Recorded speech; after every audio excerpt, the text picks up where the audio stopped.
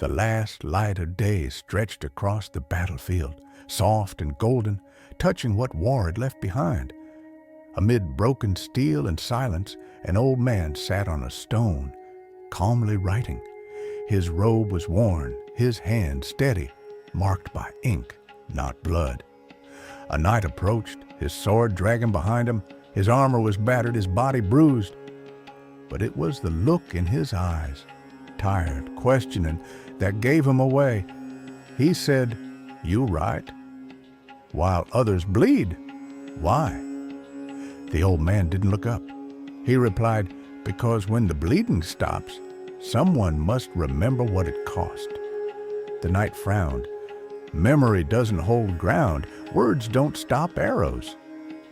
The old man closed his book and said, "No, but words decide why the arrows were loosed in the first place and whether they ever should be again."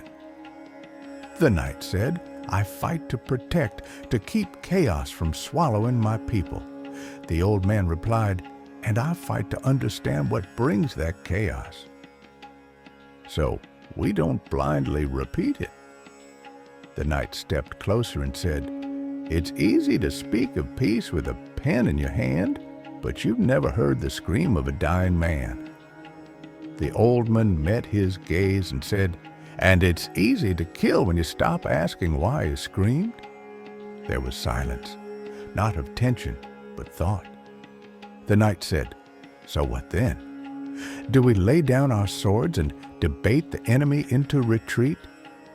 The old man smiled faintly and replied, "Not always, but when the sword rests, the scroll must speak, or else we fight forever, never knowing what we're truly dying for." Knight said, "You speak of questions and causes, while men die in mud and fire.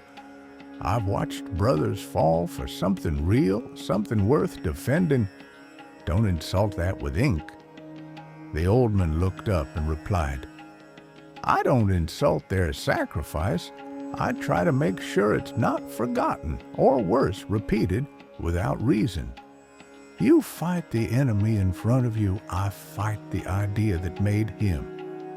The knight said, "Ideas don't bleed, men do." The old man said, "And yet it's ideas that make them bleed. A sword ends a life, a lie starts a war." There was a long pause. The battlefield behind them seemed to hold its breath.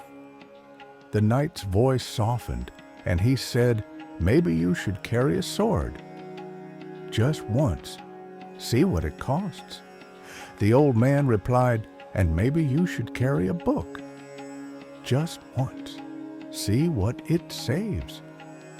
He turned away, but his silence spoke louder than steel. He left the conversation, but it did not leave him.